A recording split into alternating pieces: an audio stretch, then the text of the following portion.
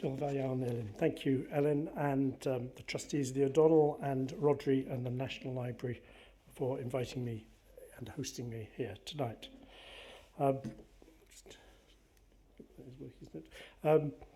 So, Charles James O'Donnell was a conflicted unionist and a conflicted imperialist. Like many of us employed in the United Kingdom higher education sector today, he continued to engage with the establishment both as a civil servant in Bengal and later as an opposition MP in the hope that it could be transformed for the better despite a wealth of experience that suggested the contrary to be the case.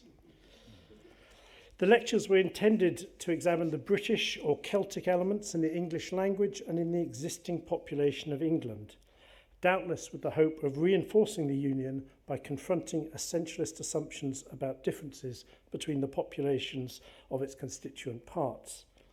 In this afternoon's lecture, I aim to explore the ways in which the different parts of these islands were connected in the early Middle Ages.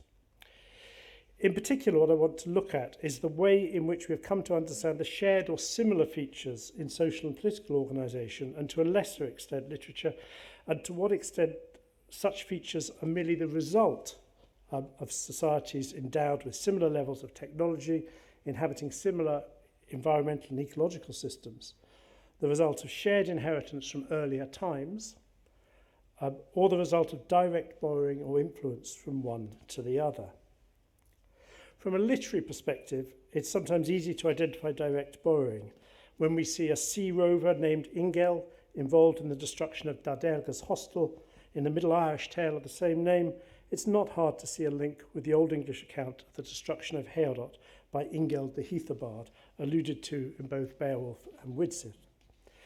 When proper names are absent, the certainty of connection rather than shared archetype is harder to identify, as with the two monstrous half-humans, male and female, who disrupt the inaugural feast of Dovnal Machaidha at his fortress on the Boyne in Ffleidrwyn Nagneith, the feast of the fortress of the geese.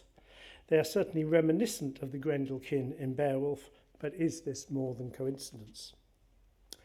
Much of our evidence for social and institutional history comes from legal texts, but from the date of these varies enormously. Irish legal tracts often seem more descriptive, while English codes, particularly after the Vorsprung durch Technik of the nascent English state in the 10th century, seem more prescriptive. The Welsh texts look for the most part like early medieval documents, but date in their extant forms to the late 12th and 13th centuries. Making out the direction of flow between cultural contexts is far from easy. Leonard Najdorf has recently, noted that in Beowulf, Hrothgar takes central stage at the shielding court, while his nephew and co-ruler, Hrothulf, far more prominent in the Scandinavian analogues, remains silent. Najdorf suggests that because Hrothgar was something of a blank sheet in the inherited tradition, the innovative Christian author could repurpose him at will. The earlier Scandinavian analogues, however, which Najdorf sees as bearing witness to the existing tradition, are 200 years later than the latest possible date for Beowulf and half a millennium later than Najdorf's preferred date. Najdorf's case, taken in the round, remains very compelling, but in early Insular's history, since the late 1970s, Quellenkritik has been holding us to very high standards, and late sources are treated with greater suspicion. David Dunville's infamous 1977 review essay, Sub-Roman Britain, History and Legend, has been the locus classicus for my generation, who entered higher education only a handful of years after its publication.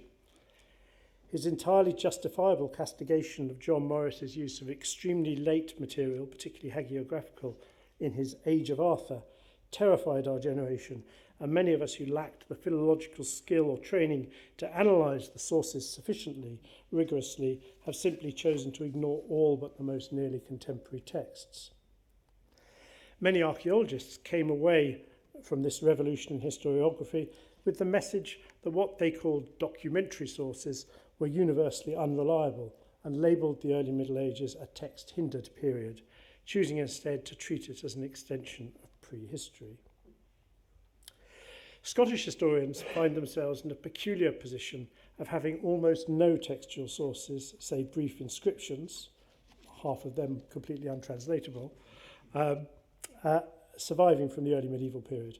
If one excludes works written on the island of Iona between about 550 and 750, there's perhaps nothing from before the 11th century and very little before the later 12th.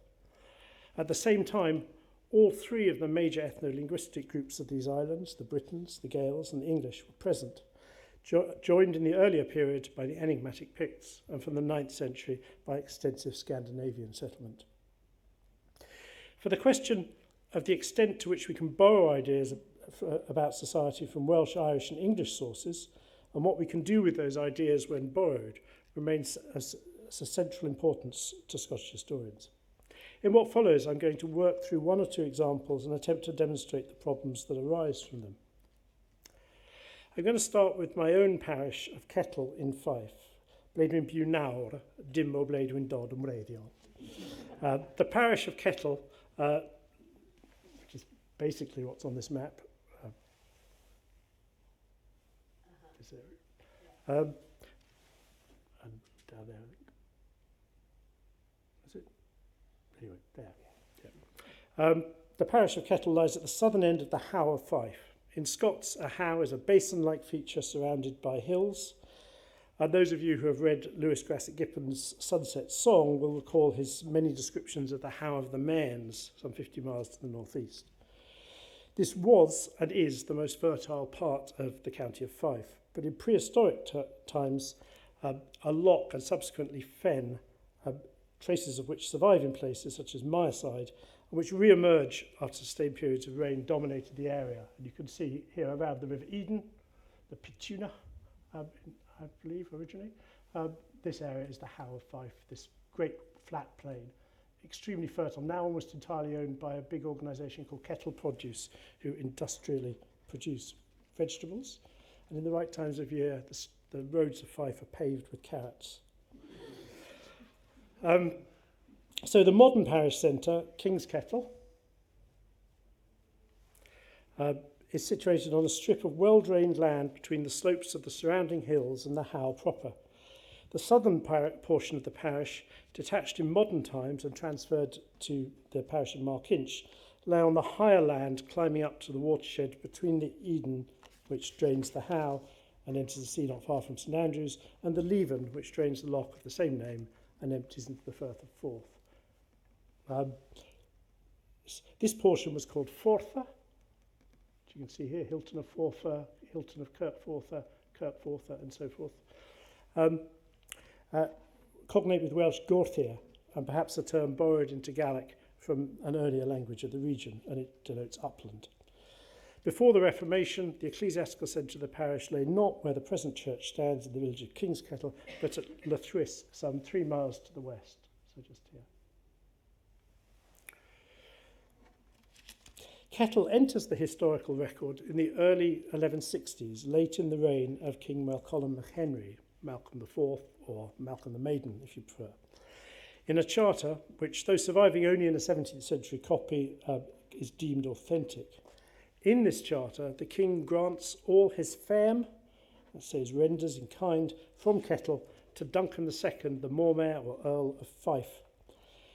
It seems not to have been simply the income that was granted, since a few years later, sometime between 1173 and 78, Duncan granted the chapel of Kettle, along with its teens, the Scots word for tithes, and the lands to the Augustinian priory at St Andrews.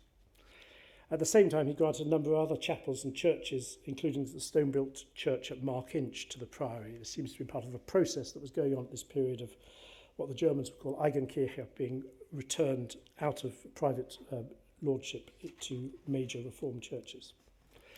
The actual value of Kettle at the point at which it was granted to the Earl is not recorded, but an inventory of the lands of the Earl survives from a little over a century later, in 1294, and this document notes that Kettle was the most valuable property of the Earl's, rendering £23, 6 shillings and 8 a year, which is roughly the same as the value of the manor of Tottenham in Domesday Book, if that helps.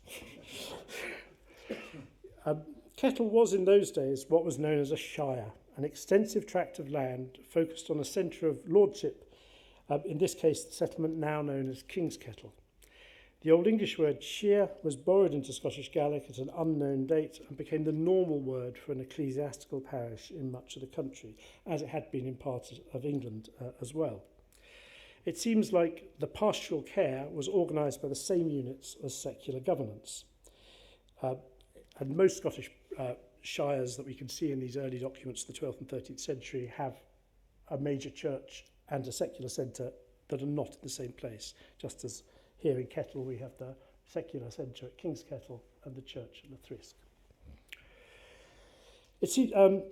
It was also at this point in the 1160s that it was gifted to Earl Duncan a royal thainage, and its thane, Kinnaid, witnessed another charter from about the same date. And it's due to the presence of the King's Thane that the parish centre still bears the name King's Kettle, which is quite surprising since it ceases to have a King's Thane at this very first moment it appears. But presumably local people were proud that it had once had one.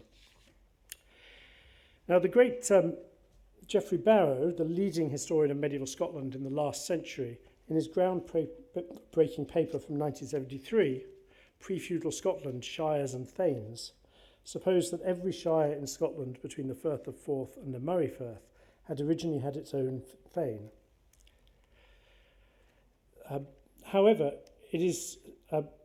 Subsequently, however, in a series of important papers, Sandy Grant, pictured here, has systematically tracked down all mentions of royal thainages and attempted to trace their fate, as one by one they were granted away as feudal baronies, just as Kettle was granted to Earl Duncan. A process that was more or less complete by the end of the 14th century. Grant was able to identify 71 thainages, including 2 south of the Forth, so not in Scotia proper. The Scotia proper, the original Kingdom of Scotland, is the area between the Firth of Forth and the River Spey, to which there is the optional add-on Terra Anglorum in Regnum Scotorum, England in the Kingdom of the Scots, which only really became recognised as Scotland proper about the time of the Wars of Independence. So it has a different organisational system. English and language and English law remained the norm there. So there were no medieval lists of thainages, so Grant had to construct his list from looking at various charters and chronicles and things of that sort. So we cannot be sure that the list is exhaustive. In some provinces, such as Angus and the Mains in the East Midlands, up here, the density is so thick that there do seem to be thanes in every shire, and every part of the region of the province seems to be shired. In others, like Fife, it's less clear, as you can see from the map. If we take the How of Fife alone, however, thanes are known from only 2 of the 5 shires surrounding its fenny basin, Kettle and Falkland immediately to the west. Despite the fact that the Earl of Fife's holdings in 1294 comprised perhaps 8 original shires, Kettle was by far the most valuable holding. So it's possible its status as a king's thainage was peculiar. Barrow's incaution in judging that every shire should have a thainage may have its origins in the work of J.E.A. Jolliffe, whom he cites fulsomely in his 1973 article, and particularly his seminal work on Northumbrian institutions published in 1926. I'm afraid I couldn't find a picture of J.E.A. Jolliffe, which is a great shame because I'm sure he would have looked very interesting. In this paper, Jolliffe identified as central features of Northumbrian governments an institution that, in his words, caused much confusion amongst the doomsday surveyors, whose terminology allowed for no intermediate institution between the economically self-contained manor and the honour or hundred. He gives an example of West Derby, near Liverpool, where the rents of the manor and the hundred were returned as a single fairm. Later surveyors, he tells us, would cover the whole complex with the name of shire. And it's the Northern Shire that has come down to us in the historiography, and indeed has recently been resurrected in some local units of government in the north of England, like Northallertonshire and Richmondshire. In contrast to the southern manor, comprising 1 or 2 villas, whose inhabitants performed extensive labour services on the Lord's demesne, the northern shire contained multiple villas whose inhabitants owed relatively little labour service but paid coinage and other renders in kind to a central vill, originally always in royal hands, though as in Scotland increasingly granted out as heritable baronies. Jolliffe observed the lack of intermediate lords between the villeins and the superior lord, and the limited labour services and predominance of food rents and jurisdictional services observable in these northern shires resembled the more primitive polity of the half-feudalised Welsh, or some earlier stage of Saxon lordship. He goes on to suggest that there are too many close analogies of custom and even of terms between Northumberland and medieval Wales for us to doubt that the Northumbrians took a far larger inheritance from the Britons than did the more southern kingdoms. What Jolliffe had in mind was the well-known institution of the commote and the maedref, that you're familiar with from Wales. So these are the commodai of Ceredigion here locally. Ceredigion was originally divided into 3 cantrefi or cantrefoedd, Is Aron, Ich Aron, and Penwethig up here, and each one was divided into 3 as well. So 3 and 4 for Is Aron of commodai, and these commodai operated very much the way that the northern shires have been described, with some sort of royal centre known in Welsh as the maedref, the stewardville, if you like, at the centre to which renders were paid. The difficulty in interpreting difficulty in accepting this interpretation comes when we recall that Jolliffe is asking us to interpret what he sees as contact-induced change in 7th century English society when Northumbria expanded and conquered territory on the basis of 12th and 13th century Welsh texts. His certainty that this institution originated with the Britons came in part from the inference in the early and mid-20th century that, in the words of Maitland, the landscape of scattered steads and isolated hamlets that prevailed in pre-industrial landscape of places like Devon, Ceredigion, or indeed Fife, had been displaced by nucleated villages and open field in much of the Midlands and Eastern England at the time of the original English settlement. Over the last half century or so, the work of landscape archaeologists from W.G. Hoskins to Stephen Rippon and some breaking excavation campaigns at sites such as Rounds in Northamptonshire have taught us that this typical Saxon landscape of Maitland, Jolliffe and the younger Barrow was more likely a product of the long 10th century and part of that Vorsprung durch Technik that also included the appearance of urban centres, well-regulated coinage, and that made the West Saxon Imperium a simulacrum of the Carolingian world already alluded to, and not really part of that kind of insular community that we've been looking at to date. Jolliffe himself, in his later work on Kent, while still attributing the pattern of lordship and governance to British survival, recognised that traces of it were far more widespread than he had at first presumed. You'll recall earlier he said that the north had more from the British than the south, but when he turned his attention to Kent, he found it there as well. Taken together with the late date for the evidence of the Welsh law books, this should lead us, at the very least, to question the direction of flow of this institution. In Scotland, of course, the terminology was borrowed from English rather than Brittonic, which might also lead us to be somewhat cautious in accepting the Jolliffe-Barrow trajectory of travel. What I shall call, for ease of reference, the commote system must have arisen to facilitate itinerant kingship. Medieval kings spent much of their time not based in a single capital, but travelling from province to province, supporting their households from renders in kind, largely foodstuffs, but also the material for making garments and so forth. Very small-scale kings, like the kings of a single Irish tuath, described in the 7th century Irish tract Crith Gavlach, who we are told optimally travelled with a retinue of only 12 men, for the most part seem to have stayed as guests in the houses of their wealthier subjects. And this idea is perhaps preserved in the etymology of the Welsh word gwestvar, used to describe the renders paid to the maedref at the centre of each commote. Kings of this type may have spent more time in their principal residences as well, supported by their own lands and the renders from their immediate local clients. And we see such centres in the textual references and the archaeological record of places like Dyganwy and Dinas Powys in Wales and Dunad and Dumbarton in Scotland and many others. The replacement or augmentation of such a system of rule by the imposition of a system of commote or maireve, of shires and thanages, seems to me to be predicated on a number of developments. The most important of these is in the increase in size of the kingdom, and almost as important, or perhaps necessarily concomitant with territorial expansion, was an expansion in the size of the royal retinue. The capacity of individual ichelwe and their equivalents elsewhere to host a king travelling with a retinue of 50 or 100 warriors rather than 12 would have been very circumscribed.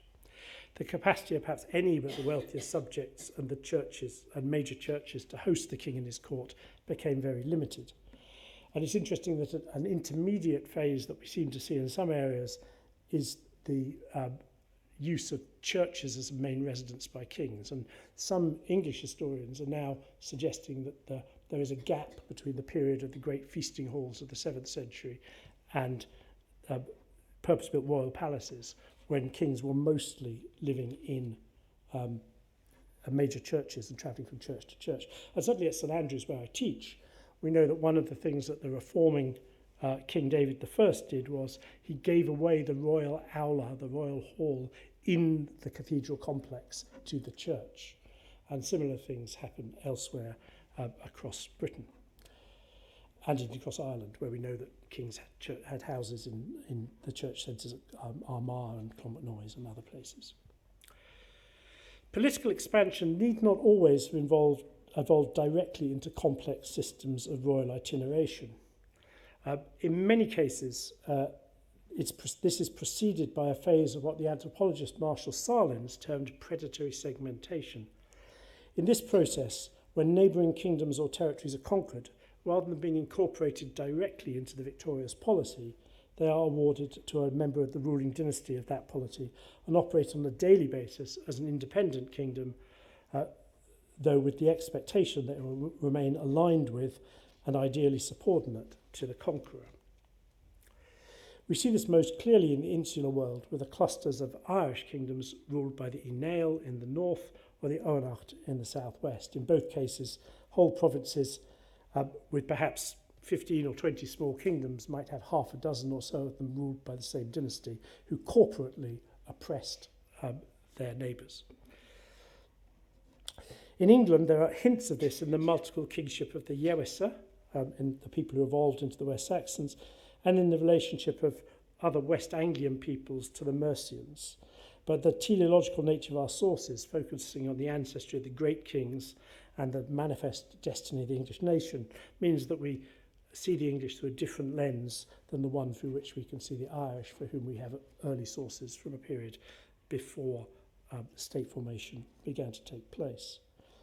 It's tempting here, although I'm with David Parsons in the audience, I'm perhaps being a bit incautious here to suggest that those English population group names that have settlers as a second element might represent expanding segments, so that you have places like the Rocken set, you give that name to Roxeter, and the Magum set, who are sometimes regarded as Mercians and sometimes a separate kingdom, and the western parts of Wessex, you have Somerset and Dorset.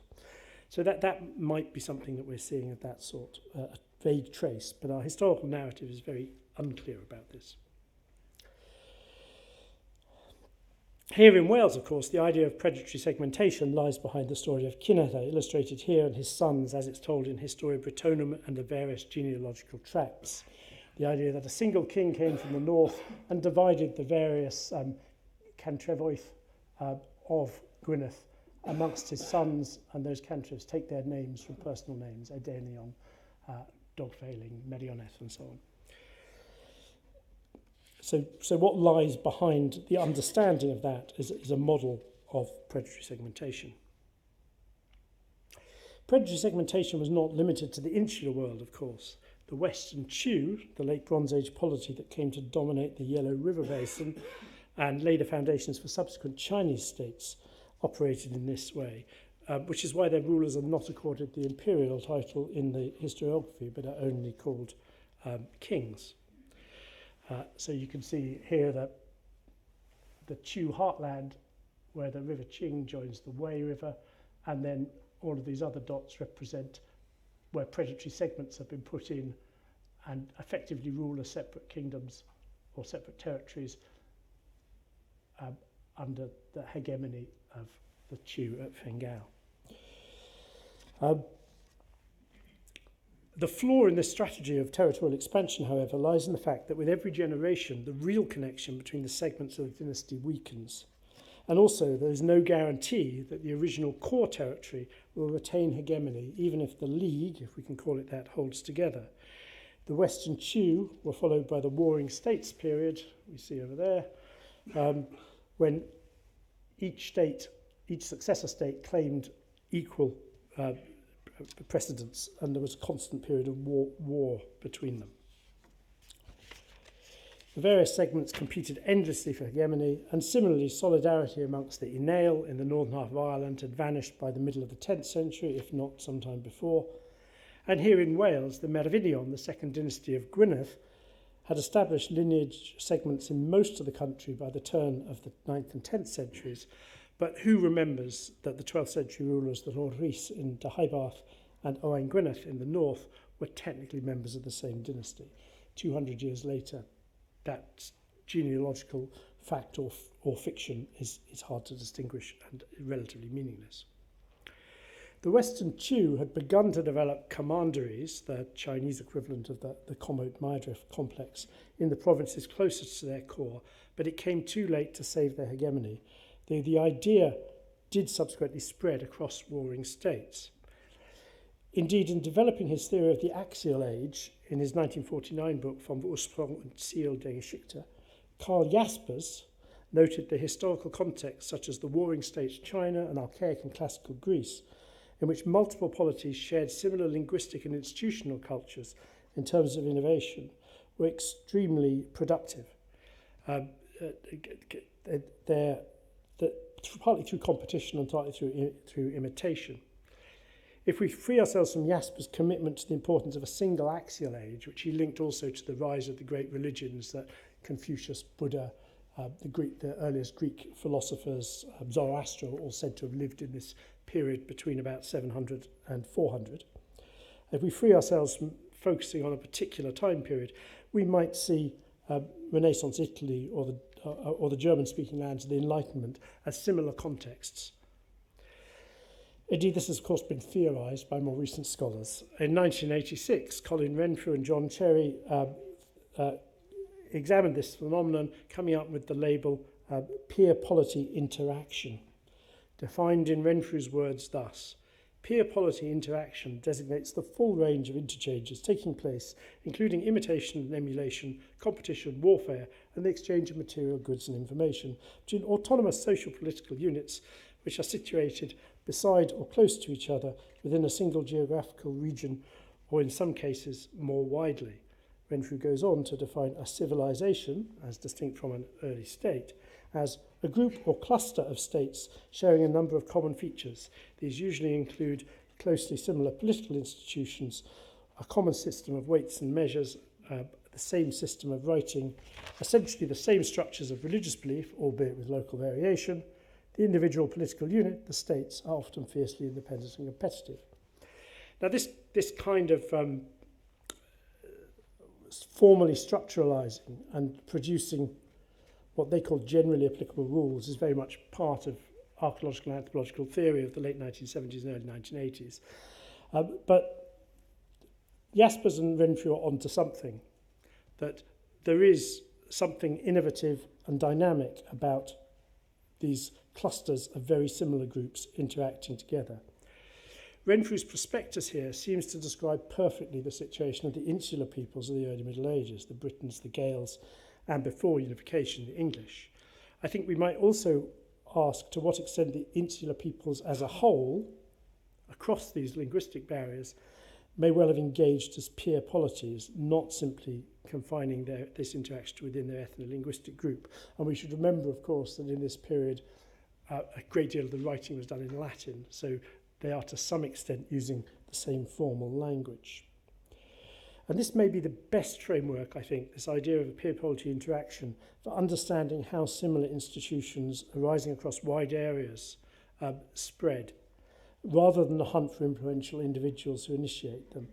And here I should say that in his fantastic book, Wales and the Britons, Thomas Charles Edwards suggested very tentatively that the reason the system of Cumedai and Maedrefe is so widespread is that it was instituted by Griffith ap Llywelyn in the middle of the 11th century, the only king to rule the whole of of Wales before Edward I. But the problem with that is he ruled the whole of Wales for an extremely short period when most people were in opposition against him, and his empire fell apart almost instantly. So I think that's very unlikely, and I think that the Renfrew model of, sadly, I would much rather have dinner with Thomas Charles Edwards than Colin Renfrew. But sadly, in this case, I think that Renfrew's model of peer polity interaction is more likely. And of course, we're not surprised when we see Ireland and pre-unification England sharing institutions across kingdoms. We don't need to find a great man who makes these things happen. Everybody talks to each other.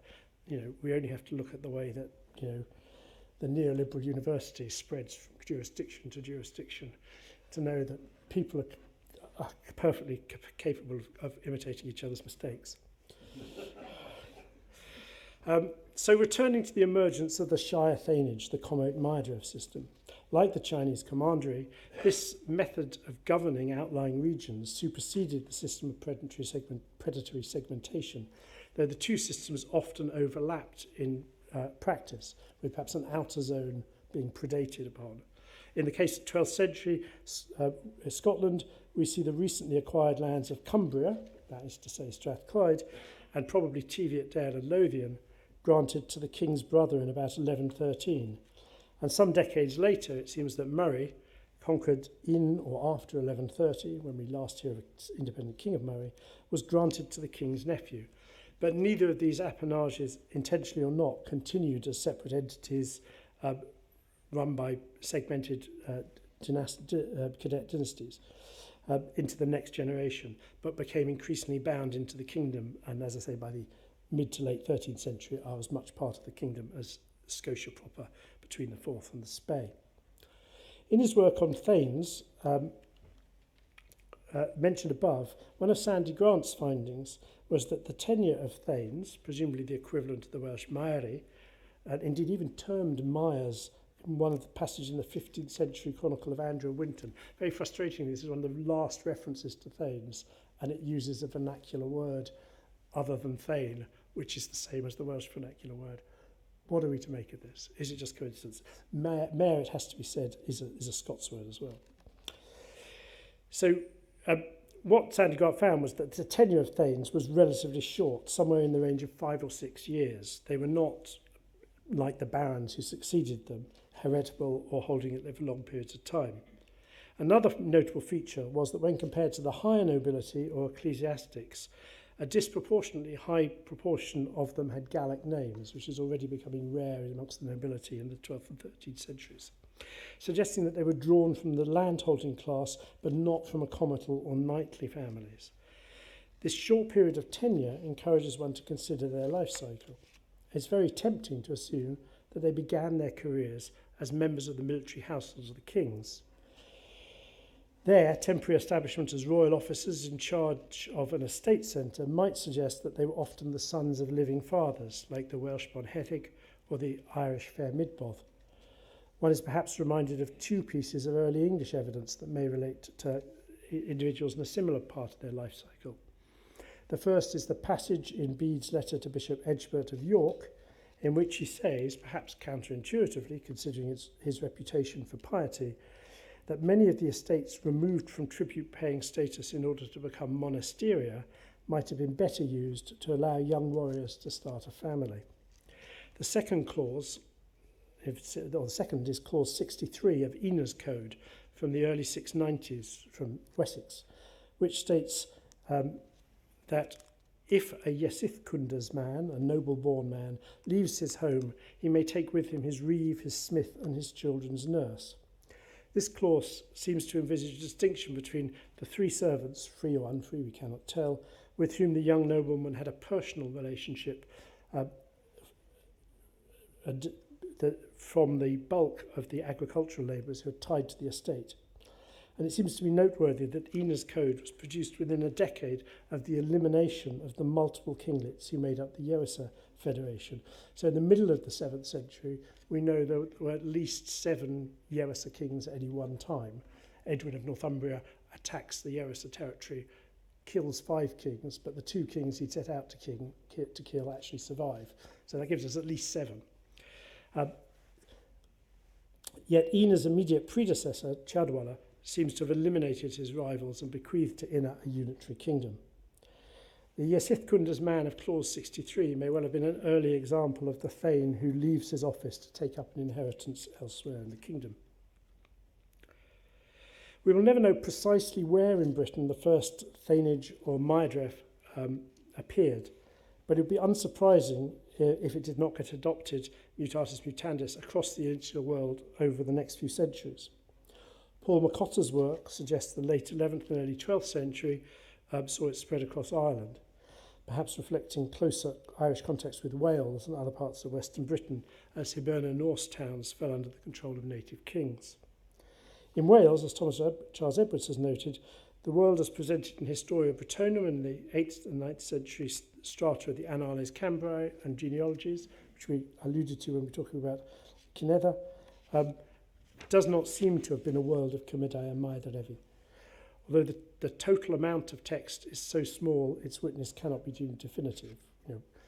We base an awful lot on a tiny amount of material, probably less than sort of 15 or 20 pages in total. This world does not seem to be one, though, in which kings are associated. Sorry, this world does seem to be one. The world of the Historia Brittonum seems to be one in which kings are associated with hilltop citadels, which would also have been true of contemporary Scotland. The importance of these sites in both countries seemed to decline in the long 10th century, when most of them seemed to be either abandoned or used only occasionally. And they only re-emerge when new castles begin to be built on them under Norman influence in the later 12th and 13th centuries. In the spread of the Shire and Hall, English influence is perhaps likely. We see it elsewhere in the Welsh laws of court when speaking of a distine or an aidling. And as I've touched on in my contribution to Catherine Sims' Festschrift, the great royal hall we find at sites like Yeavering and in texts like Beowulf seems to have arrived later in the Celtic-speaking lands and was far bigger than anything you would have found in Ireland of the 7th and 8th centuries. In Wales, the only possible contender to date is the intriguing site at Llanbedrgoch on Anglesey. And even here, the large rectangular building is less than half the size of the smallest English Great Hall of the period. The hall, however, is essential to the laws of the court, particularly for accommodating the enlarged taili or military retinue.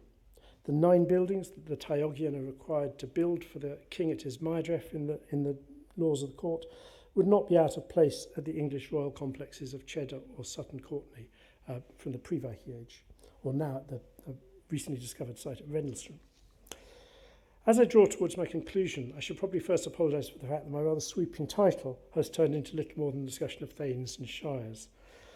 This was in part because, as is often the case on occasions such as this, I was asked to commit to a title long before I had a text in front of me. At the outset, Jolliffe opined that the northern shires reflected deep continuity from pre-conquest Brittonic society, but I'd hoped to show that this is almost certainly not the case. I would stress, however, that rather than simply replacing one hegemonic view with another, we take on board Renfrew's concept of peer polity interaction and recognise that the search for origins and innovative great men is perhaps less fruitful than imagining constant interaction, comparison, innovation between neighbouring polities, groups and individuals, both within ethno-linguistic continua and between them. Now, before I finish, I'd like to show you one other piece from Scotland and suggest how it might be interpreted with relation to Welsh material, another comparison. What you see here is one of the 8 queens from the 4 walrus ivory chess sets discovered on the island of Lewis in the Outer Hebrides at the beginning of the 19th century. On art historical grounds, we can be fairly certain the chess sets were made in Scandinavia, and the dress of the figures suggests that a date at the very late 12th century and early 13th century for them. The broad consensus is that they were most likely made in Trondheim in Norway, though a case has also been made for Skalholt in Iceland, where in the late 12th century a woman known as Margaret the Adept carved chess pieces from ivory in the bishop's court. All 8 queens, like this one, hold their right hand to their cheeks, and the most recent authoritative analysis of the pieces says that they're cradling their chins in their hands. Yet none of the figures are resting their right elbow on a firm base, such as the arm of their chair. Although 6 of the queens do hold their elbows with their left hands, this suggests to me that the right hand is not in fact cradling the chin, but taken together with the expression on the queen's face, represents something altogether different. In the laws pertaining to Galanas and Sartheid, injury and dishonour in Cyfraith Hawl, we're told that Sartheid is done to the queen in 3 ways: by breaking her protection, by striking her, or by snatching something from her hand. In Troeth Ynys Prydain, we also read of the Taegwyth Balwalt Ynys Prydain, the 3 ill-omened hard slaps of the island of Britain. The second of which was the blow which Gwenhwyfach struck upon Gwenhwyfar, and because of that took place afterwards the strife of the Battle of Camlan. Has the queen been slapped, and is this the casus belli for the battle that will commence? Thank you.